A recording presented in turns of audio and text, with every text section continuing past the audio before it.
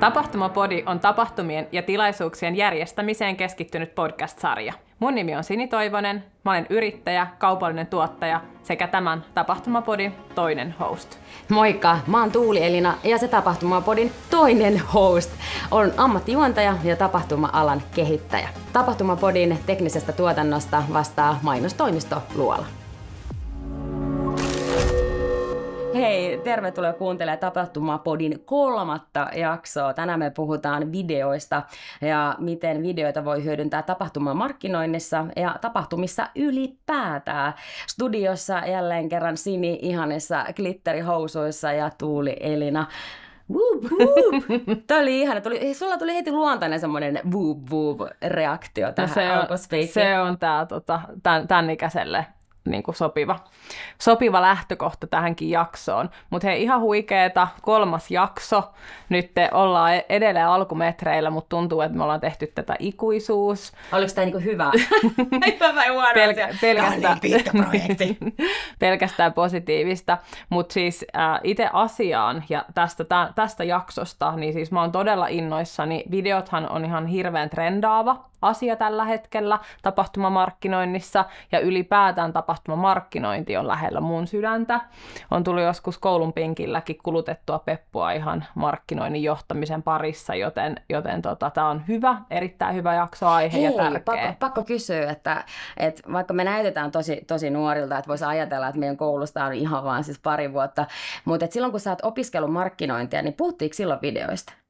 Siis tosi hyvä kysymys, koska voisin sanoa, että eipä juuri, ainakaan niillä kursseilla, missä mä oon käynyt. Eli varmasti tähän niin kuin TikTokin ja monen muun YouTuben ja mitä ikinä kanavien kautta, niin ollaan pikkuhiljaa päästy niin kuin enemmän ja enemmän. Ja siis tapahtumamarkkinoinnissahan, niin kyllähän siellä on esimerkiksi aftermoveita on varmaan tehty vaikka kuinka pitkää, mutta onko osattu tehdä tapahtumaprosessin eri vaiheissa, niin sitä en usko. Mutta hei, meillä oli tänään asiantuntijakin täällä paikalla. Saadaan nimittäin meidän tuotantokumppanin mainostoimiston Luolan Teemu Saarisen haastattelu ja asiantuntijuus tähän. Lähdetään sillä liikkeelle, niin saadaan kunnon virallinen startti tähän jaksoon. Näin tehdään. Miksi video on tehokas työkalu tapahtumamarkkinoinnissa? Videolla voidaan vaikuttaa vahvasti katsojaan. Visuaalisuudella, äänimaailmalla, musiikilla ja ennen kaikkea tarinalla voidaan välittää katsojille haluttu tunnelma ja viesti. Ennakkomarkkinoinnin videot aloittaa tärkeän työn tunnelman luomisessa, joten nämä videot kannattaa suunnitella niin, että ne luo selkeän viestin, kiinnostavan tarinan ja tunnelman. Mielellään laadukkaasti toteutettuna, koska silloin tätä samaa sisältöä voidaan hyödyntää myös itse tapahtumassa, mutta viedä tarinaa ja tunnelmaa vielä pidemmälle. Otetaan esimerkki. Ennakkomarkkinoinnissa ollaan toteutettu 6 lyhyttä 30 sekunnin markkinointivideo. Samasta materiaalista voidaan versioida 3-4 minuutin opening-videotapahtumaa. Katsoja on kuitenkin saapunut jo tapahtumaan, eli hän on kiinnostunut, joten nyt voit syventää tarinaa sekä tunnelmaa. Myös markkinointivideossa käytetty musiikki ja äänimaailma voidaan hyödyntää uudelleen tapahtumassa. Taustamusiikki ja äänimaisema luo tapahtumalle luonnetta, yhtenäistä teemaa sekä tarinaa. Mä vielä luettelen muutamia käyttöpaikkoja videolle tapahtumassa. Opening-videot, johdanto uuteen puheenvuoroon tai teemaan, visuaalinen taustamateriaali näytöillä, uuden tapahtuman tai tuotteen lanseeraus, aftermoviet ja niin edelleen. Huikeeta. Hyvä Teemu. Yes. Siinä tuli niinku listaa kun nakutettu. Toivottavasti kaikki oli hereillä ja sai kiinni omat checklistaa, että onko toteutettu. Ja mä huomasin, että sä pompit siinä penkillä samaan aikaan, kun kuunneltiin. Mitä sulle jäi sitten niinku ekana mieleen? Mikä on semmoinen, mihin sä haluat tarttua? No siis ehkä on helpompi aloittaa sieltä alusta, että kun lähdetään suunnittelemaan tapahtumaa ja esimerkiksi lanseerataan, halutaan tuoda tapahtumayleisölle, sen kohderyhmälle tietoa, vaikka tapahtumapaikka, päivämäärä, teemat, ehkä puhujia, niin mikä sen parempi keino kuin lanseerata se tapahtuma videolla. Ja mulla on itse asiassa, muistan joskus kun lähdin tekemään 2015-2016 niin business-tapahtumia, niin muistan Slashin yhtenä tämä startup-tapahtuma yhtenä, joku saattaa tietää, niin, mutta ihan sullekin sille painotettuna, niin he oli ihan sairaan makeita niin kuin ennakkovideoita. Ja ne oli niin kuin tosi taiteellisia, ja ne oli sellaisia, että ne ei ollut niin kuin ehkä myynnillisiä, mitä mä nyt niin kuin tässä äsken kuvailin, vaan ne lähti rakentaa sitä niin kuin teemaa jonkun tarinan tai animaation kautta. Ja ne oli niin kuin todella, siis ne herätti kiinnostuksen. Ja niin kuin videovoima on myös se, että kun tehdään ammattilaisten kanssa, niin se, että se tarina ja käsikirjoitus ja kaikki sellaiset on mietittynä, niin se jäi ehkä sillä tavalla, niin kuin, että varsinkin se ennakkovideon voima niin on tosi hyvä. Siinä luotiin sitä sellaista tunnelmaa ja herätettiin kiinnostusta, ei niinkään tuotu faktoja tiskiin, että lippu maksaa XX määrä, jos mä ymmärsin nyt oikein tästä. Ei kun just näin. Että siinä on erilaisia niin lähestymiskulmia niihin ennakkovideoihin, että se voi olla tosi informatiivinen, mutta se voi olla myös sitten tunnelman luoja siihen tapahtumaan. Just näin. Ja mä muistan, että mä aina odotin, että kun tuli seuraava tapahtuma, niin mä odotin sitä videota aina, että minkälainen se tänä vuonna on. Koska siellä oltiin niin kuin, siellä oli se taide niin vahvasti läsnä siinä videossa. Ja sitten toki niin samassa tapahtumassa niin on totuttu näkemään myös niitä videoita siellä itse paikan päällä. Eli opening show tai muu, niin kuin Teemu tässä mainitsi, niin voidaan myöskin sitten aloittaa videolla, mikä herättää hyvin sen niin kuin ihmisten kiinnostuksen ja muun. Ja jos me mietitään ylipäätään markkinointia, niin kyllähän ne videot on tullut kaiken kaikkiaan tosi voimakkaasti. Että mä en tiedä, rupeeko olemaan vähän outoakin jo, jos ei tapahtumasta ole mitään ennakkovideomateriaalia. Että kyllä se on niin voimakkaasti lyönyt läpi ja se on niin tehokas, niin kuin Teemukin sanoi, että sillä on mahdollisuus luoda niitä odotuksia ihan eri tasolla. Kyllä. Ja se, mikä mun mielestä oli makea tuossa, mitä Teemu sanoi, että voidaan tehdä ennakkoon 6 lyhyttä klippiä. Ja kun ne on etukäteen mietitty, että mitä ne klipit on, niin sitten niistä voidaan koostaa se opening-video. Eli ei tarvitse enää kuvata uutta materiaalia välttämättä siihen opening-videoon. Ja se on tosi fiksua ja tehokasta. Mun sydän täällä taputtaa, että näin aina kannattaisikin tehdä. Kyllä, joo, ja sitten niin kuin just tällaisten, niin kuin, että esimerkiksi jonkun tarinankin, että jos tehdään tarina, niin sen kierrättäminen eri videoissa, eli periaatteessa se käsikirjoitus menee sen koko tapahtumamarkkinoiden videon syklissä, niin se on tosi tärkeää. On, että ei ole niin kuin erillisiä videoita, mitkä ei keskustele keskenään. Kyllä, just näin. Mulla tulee muuten mieleen siis yksi työkalu tähän niin kuin ennakkomarkkinoinnin tapahtumassa. On itsekin päästy tekemään yhteistyötä Videopotin kanssa. Hehän on niin kuin muutaman vuoden toiminnassa ollut firma, tehnyt valtavaa kasvua ja tosi hyvää duunia. Niin se on ihan sairaan makea, kun voi käyttää nimenomaan heidänkin työkalua tapahtumamarkkinoinnin niin kuin etukäteisviestinnässä, että kun kävijät tulee verkkosivuille, sieltä voi ohjeistaa, mitä kumppaneita on paikan päällä, kumppanit pääsee kertoa viesteistään tai esimerkiksi saapuminen tapahtumaan, että voidaan niin kuin videota käyttää, ei pelkästään sen niin kuin tunnelman luomiseen, vaan myöskin ihan tämmöiseen niin kuin informatiiviseen asiaan. Kerroksä vielä tarkemmin, että miten se toimii vielä, että se on se tapahtuma? Joo, no siis, niin, eli siis käytännössä, että jos mä menen nyt tapahtuman verkkosivuille tai esimerkiksi mulla tulee mailiin tapahtumainfo, niin sinne voidaan upottaa video. Ja sehän voi olla tietysti niin kuin muullakin tavoilla, videoihan joku myy nykyään WhatsAppissa niin kuin videoilla. Eli siis se video toimii perinteisen niin kuin tekstin lisäksi, ja sehän on hirveän tehokas keino. Eli siitä on ihan dataa, että ihmiset katsoo videoita tänä päivänä enemmän, ja niillä kerätään niin kuin huomio. Kaikki tekstitykset ja muut totta kai kannattaa olla niin kuin kunnossa, koska muuten voi olla niin, että on jossain paikassa, missä ei niin kuin pysty kuuntelemaan esimerkiksi, niin tekstityksellä tällaisella saadaan yhdistetty se video ja sisältö. Että voidaan luoda tunnelmaa tai sitten hyvinkin spesifiä yksityiskohtia sen videon avulla tuoda jo ennakkoon. Ja sitten toi oli myös kiva, mitä Teemu mainitsi tuossa videossa musiikista. Ja se on ehkä semmoinen, mitä ei kauhean usein tapahtumissa, en ole törmännyt, että on osattu hyödyntää, että jos siinä on niissä ennakkovideoissa käytetty jotain musiikkia, niin ei ole aina hoksattu, että hittoa, että mähän voin irrottaa tästä tämän musiikin ja käyttää sitä samaa musiikkia tapahtumassa. Esimerkiksi siinä kohti, kun ihmiset on lämpiössä, odottaa, että pääsee sinne saliin, missä on itse puheenvuorot, tai salissa ennen kuin se ohjelma alkaa, niin siellä taustalla voi siis soida se sama musiikki. Kyllä, toi on siis ihan loistavaa, koska vähän niin kuin äsken puhuttiin siitä, että videossa pitää olla toki niin kuin itsestäänselvyys se tekstitys kunnossa, mutta yhtä lailla joskus ei välttämättä pysty hyödyntämään se videon kuvaa just sillä hetkellä, niin silloin voidaan irrottaa se ääni. Niin ihan briljanttia. Ja sitten se, että miten niistä videoista saa myös vähän niin kuin somisteita sinne tapahtumatilaan, että jos siellä on ruutuja, niin silloinhan se video voi pyöriä siellä myös ilman ääntä. Kyllä, ja sitten tuossa on just sitä, niin kuin puhuttiin tästä niin kuin kierrättämisestä ja vastuullisuudesta ja tehokkuudesta, niin yhtä lailla se, että kun vaikka ennakkoon viestitään tapahtuma-osallistujalle niin kuin käytännön asioita, on se sitten saapumiseen tai mihin ikinä, niitähän voidaan tehdä videon muodossa, ja sitten se sama video, niin kuin mainitsit, niin voi pyöriä siellä tapahtumapaikalla, niin sillä saadaan se niin kuin monistettavuus ja kerrottavuus. Ja kun se on tehty laadukkaasti, niin sehän on ihan älyttömän hyvä. On.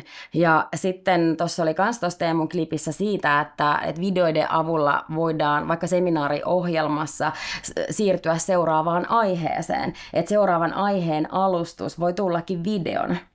Kyllä. Ja silloin kun se tulee videona, niin sitten siinä taas pystytään hyödyntämään musiikkia ja se video voi olla kuvattu nimenomaan jossain ihan eri slotissa, niin sitten saadaan semmoista vaihtelevuutta myös siihen ohjelmaan. Että se ei ole aina niin, että puhuja tulee sinne lavalle tai juontaja tulee välissä, vaan että video rikkoo vähän sitä Kyllä. kaavaa, siis hyvässä tavassa rikkoo. Kyllä, ja esimerkiksi jos haluat niin kun sen oman sanoman tueksi jotain esityksessä, niin totta kai puhujat käyttää luonnollisesti videoita, ja se pitää vaan katsoa, että teknisesti sitten kaikki toimii. Tästä meillä on tekniikkajakso erikseen, kannattaa kuunnella. Niin ja video on myös siitä makea, että jos ei ole jotain, mitä haluat, tai jos tarvit tehostuskeinon siihen, esimerkiksi lanseeraat tapahtumassa jonkun asian, ja siihen haluat niin kun sun oman ilmaisun lisäksi tehokeinoja, niin video on ihan äärimmäisen hyvä keino myös niin kun lanseerata asioita tapahtuman sisällä. Ei pelkästään esimerkiksi lanseerata uusi tapahtuma, että jos kyse on tapahtumasarjasta, niin siinä kohtaahan on ihan loistava hyödyntää sitten videoa lanseeraukseen. Ja sitten toki se aftermoviekin, mitä Teemu mainitsi, mutta että myös siellä tapahtumassa voi miettiä sitä, että haluaako siellä tehdä videota, kävijähaastatteluja, mitkä on sitten ehkä sen seuraavan tapahtuman markkinoinnissa voi hyödyntää, koska niiden avulla voi sitten tuoda sitä fiilistä, että hei, tällaista täällä oli viime tapahtumassa. Kyllä. Että myös siihen tarkoitukseen. Joo, ehdottomasti, ja siis pakko vielä noista aftermoveista, että ne on ehkä yksi niin kuin yleisin, että jos niin kuin muuta videotoimintaa sulla ei ole siinä sun tapahtumaprosessissa, että sä et hyödynnä siihen ennakkovideointiin tai opening show tulee jollain live-musiikilla sen videon sijaan, niin sitten se jälkivideo on niin kuin paras tapa kertoa, minkälainen tapahtuma sulla oli, ja sitten tietysti markkinoida sitä seuraavan kerran tapahtumaa. Ja sillä tietysti viimeistään saadaan sitten se niin kuin FOMO ja muut niille, jotka ei ollut paikalla sillä kerralla. Ja toi FOMO on niin tärkeä. Mutta hei, kuunnellaan Teemulta, että mistä pitää sitten lähteä liikkeelle, jos on tapahtuma tulossa ja haluaa näitä videoita hyödyntää, niin kuunnellaan Teemun kommentit siihen. Kyllä. Mistä liikkeelle tapahtumavideoissa? Ennen kuin lähdet tilaamaan yksittäistä mainosvideoa tapahtuman markkinointia varten, kannattaa pysähtyä hetkeksi ja miettiä. Mitä aiot hyödyntää videotapahtuman markkinoinnissa? Miten sidot videon osaksi tapahtumaohjelmaa? Tai millaisen aftermovin haluat saada käyttöön seuraavaa tapahtumaa varten? Kuka tai ketkä on tärkein yleisö ja mitä heidät tavoittaa? Näihin kysymyksiin vastaamalla saat käsityksen siitä, millaista materiaalia olet vailla suunnitteilla olevaan tapahtumaan. Mikä on hyvä videon mitta ja mitä haluat videolla saavuttaa. Tiedät myös millaisen viesti haluat kertoa katsojalle. Muista noudattaa myös yrityksesi sekä tapahtuman brand guidea, jotta tunnistettavuus ja yhtenäisyys säilyy visuaalisesti. Ja ehkä se omasta mielestäni tärkein. 1 video, 1 viesti. Tee mieluummin useampia lyhyitä videoita, jos sisältöjä ja tarpeellisia viestejä on useita. Älä sullon niitä väkisin yhteen videoon. Jes, loistavaa. Hyvä Teemu. Ei vitsi, siis mulla tulee vaan semmoinen kysymys, että okei, niin kuin nyt, jos mä alan tekemään seuraavaksi videotapahtumatuotannon ympärille, niin mä oon yhteydessä Teemuun. Tai ainakin johonkin asiantuntijaan, koska siis videokin on oma taiteen lajinsa. Ja mun mielestä siis yksi, minkä mä haluan tuosta lopusta heti nostaa, on se, että se yksi viesti, yksi sanoma. Ja tämä itse asiassa pätee myös, kun moni puhuja tänä päivänä ollaan puhuttu ja tullaan puhumaan varmasti tallentamisesta ja siitä, että sitä puheenvuoroa pystyy hyödyntämään myöskin laajemmin, niin nythän on trendi siinä, että puhujat tulee tapahtumaan, ne on miettinyt sen puheenvuoron tosi tarkkaan ja sitten ne sieltä tallentaa puheen ja pilkkoo sen pieniin osiin ja jakaa esimerkiksi somen kautta myöhemmin. Ja sitä kautta niin sen yksi viesti, sanoma kerrallaan, päätyy sitten videon muodossa myös sellaisille ihmisille tai siis ihmisille, ketkä ei ollut siinä tapahtumassa yleisönä. Tai kertauksena niille, jotka Kyllä. on. Ja ylipäätään toi markkinointivideo, ennakkomarkkinointivideon pituus, niin se ei voi olla kauhean pitkä. Että jos miettii niitä, toki alustakin ratkaisee, että mihin se syötetään se video, missä asiakkaat sitä katsoo, mutta onhan se aina niin, että se mitta ei voi olla kauhean pitkä, niin silloin sinne ei vaan voi upottaa kauhean montaa asiaa. Että just niin kuin Teemu sanoi, niin mieluummin yksi asia, yksi video, niin silloin se tulee paljon paremmin esiin.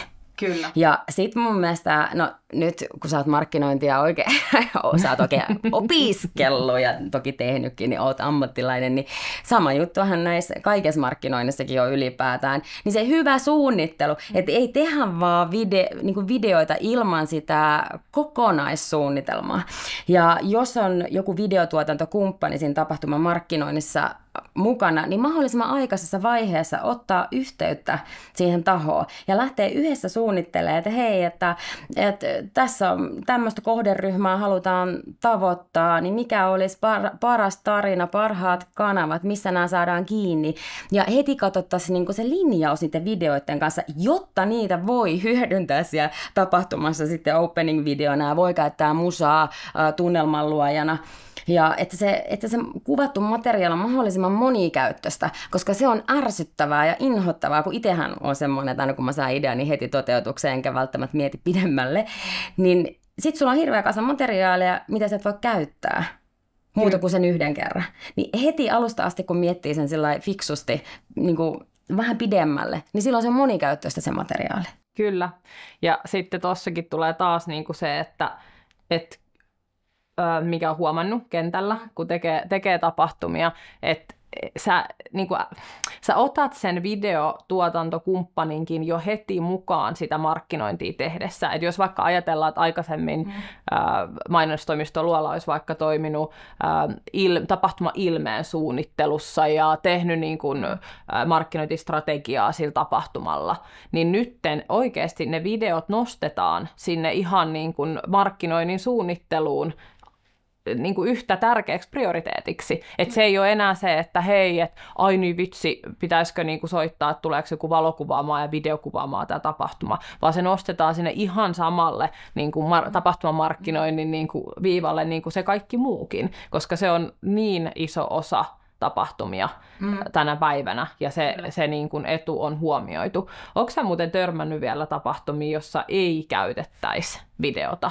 Ehkä niin kuin ei olisi tarvetta. Siis yritysten sisäisissä tapahtumissa, niin niitä ei välttämättä, niitä ylipäätään markkinoidaan vähän vähemmän, ja sitten niissä ei ehkä hyödynnetä sitä videoa. Mutta mun mielestä niissäkin kannattaisi hyödyntää video yhtä lailla. Kyllä. Luomaan sitä mielikuvaa siitä tulevasta pikkujoulusta, mistä tahansa. Kyllä, ja sitten tietysti kun henkilöstökuvia esimerkiksi otetaan, niin miksei just näistä tapahtumista voitaisiin ottaa sitä videoa ja sitten vaikka employment brandingissä ja muussa sitten hyödyntää ulkoisestikin. Mutta sä oot ihan oikeas, että voi olla, että sisäisissä niin se ei ole vielä niin kuin preikannut. Ja sitten tuossa oli, no siis montakin juttua vielä, pakko kommentoida, mutta että toi brand guide, eli ne videotkin täytyisi miettiä, että yleensä musta tuntuu, että jos tehdään jotain, no printtimateriaaleja ei ihan hirveästi, mutta että jos tehdään niin graafista tämmöistä, mikä tää on, Herran Jumala, ihan perus stilli-mainos, niin siinä muistetaan kyllä, että okei, että mitkä on meidän yrityksen värit ja kirjasin ja että minkä näköistä.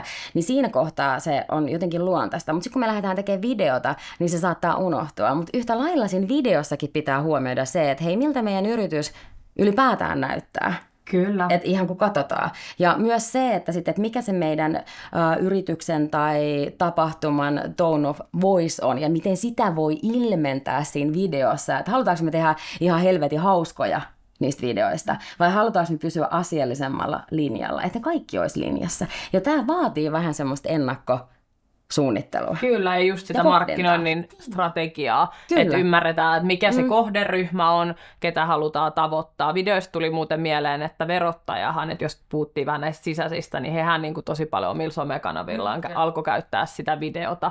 Että on myös näitä niin kuin varmasti esimerkkejä, mutta et tosiaan tapahtumapuolella niin varmasti nyt, tämä ehkä haaste sinne teille kuulijoille, että jos täällä on nyt sellaisia, jotka sisäisesti tekee tapahtumia, niin ottakaa valokuvia lisäksi ensi kerralla video mukaan ja miettikää sitä ylipäätään siinä yrityksen viestinnässä niin sisäisesti kuin sitten ulkoiseen käyttöön, vaikka sen employer brandingin ympärillä.